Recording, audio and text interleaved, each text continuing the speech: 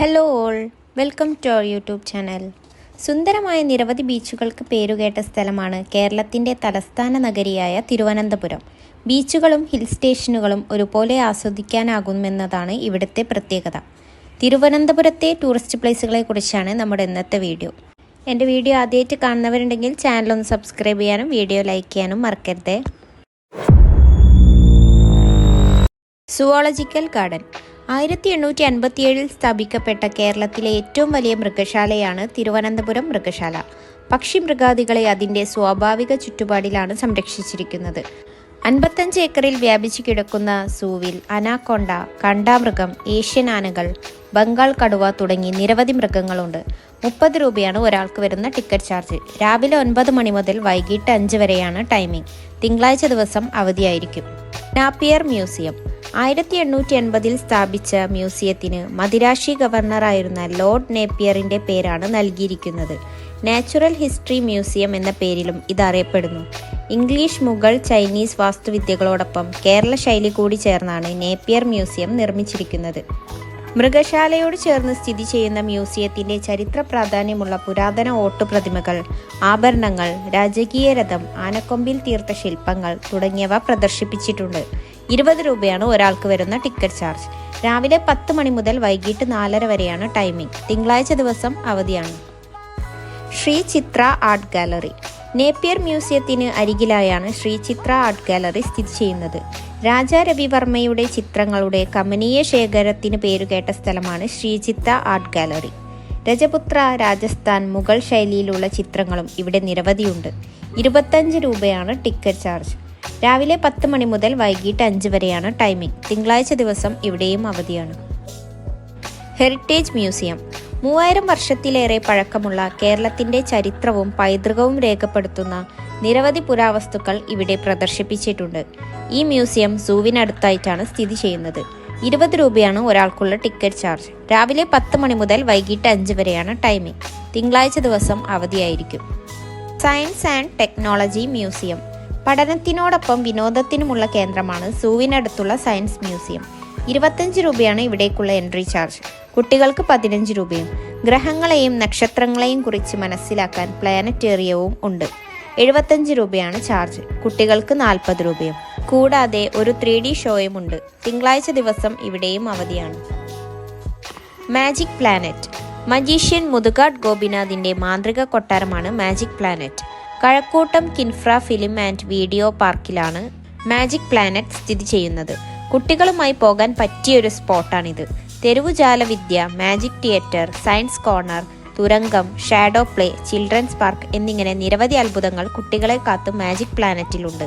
രാവിലെ 10 മണി മുതൽ 5 വരെയാണ് എൻട്രി ടൈം. 3 മണി മുതലാണ് ഷോ ആരംഭിക്കുന്നത്. 3 മണിക്ക് മുമ്പ് എത്തിയാൽ എല്ലാ ഷോകളും കാണാം. തിങ്കളാഴ്ച ദിവസം അവധിയായിരിക്കും. ഭിന്നശേഷിക്കാരായ കുട്ടികൾക്ക് വേണ്ടിയാണ് മാജിക് പ്ലാനറ്റ് പ്രവർത്തിക്കുന്നത്. ആക്കുളം ടൂറിസ്റ്റ് വില്ലേജ് തിരുവനന്തപുരം ജില്ലയിലെ ആദ്യത്തെ അഡ്വഞ്ചർ പാർക്കാണ് Akkulam tourist village. Sky cycling, zip line, balloon castle, Burma bridge, bamboo ladder, fish spa, കുട്ടികൾക്കായുള്ള ബാറ്ററി കാറുകൾ, ചിൽഡ്രൻസ് പാർക്കും ഇവിടെയുണ്ട്. മുതിർന്നവർക്ക് 30 രൂപയും കുട്ടികൾക്ക് 20 രൂപയുമാണ് ഇവിടേക്കുള്ള എൻട്രി ചാർജ്.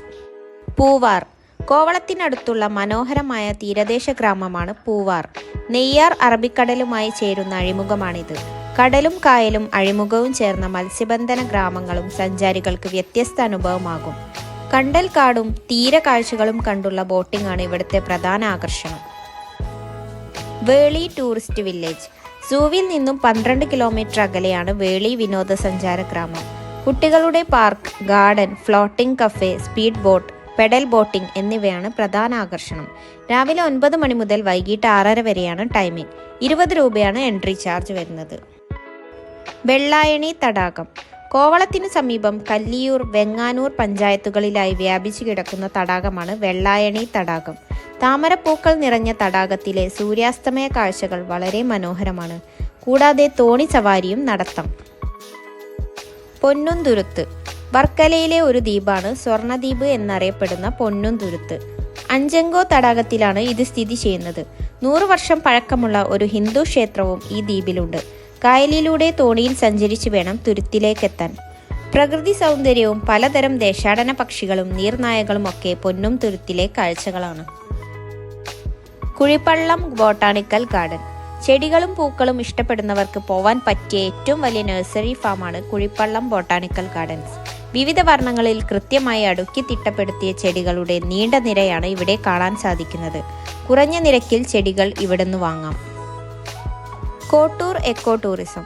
നെയ്യാർ ഡാമിനടുത്ത് കാപ്പുകാടിലാണ് കോട്ടൂർ എക്കോ ടൂറിസം സ്ഥിതി ചെയ്യുന്നത്. ആന പുനരധിവാസ കേന്ദ്രത്തിനു പുറമെ നെയ്യാർ ജലാശയത്തിലൂടെ കുട്ടവഞ്ചി, ചെങ്ങാടം, പെഡൽ ബോട്ടിങ്ങും ഫോറസ്റ്റ് ട്രക്കിങ്ങിനും ഇവിടെ അവസരമുണ്ട്. രാവിലെ 9 മണി മുതൽ വൈകിട്ട് 5 വരെയാണ് ഇവിടുത്തെ ടൈം. തിങ്കളാഴ്ച ദിവസം അവധിയായിരിക്കും. അമ്പൂരി.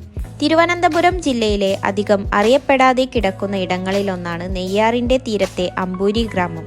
വൈവിധ്യങ്ങൾ കൊണ്ട് ഏതൊരു സഞ്ചാരിയെയും ആകർഷിക്കുവാൻ കഴിയുന്ന ഇവിടം തിരുവനന്തപുരത്തു നിന്നും 40 കിലോമീറ്റർ അകലെയാണ്.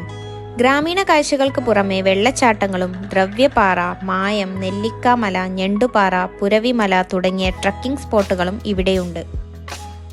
അടുത്തതായി കാണിക്കുന്നത് തിരുവനന്തപുരത്തെ മറ്റ് ടൂറിസ്റ്റ് പ്ലേസുകളാണ്.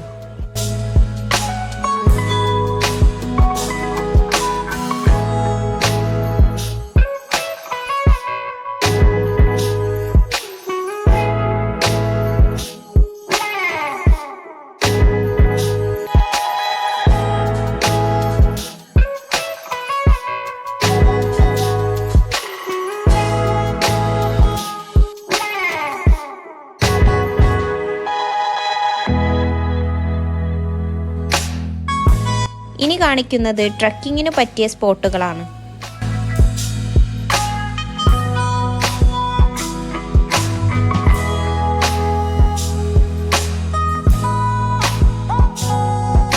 അടുത്തതായി കാണിക്കുന്നത് വ്യൂ പോയിന്റുകളാണ്.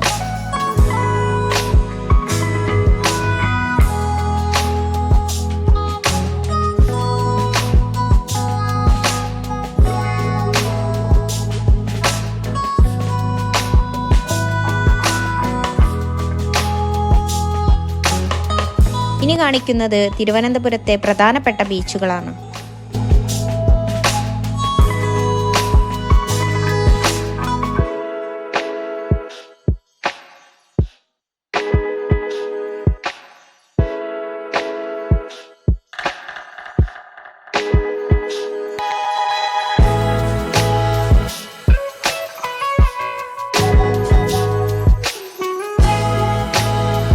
അടുത്തതായി കാണിക്കുന്നത് വാട്ടർഫോൾസ് ആണ്.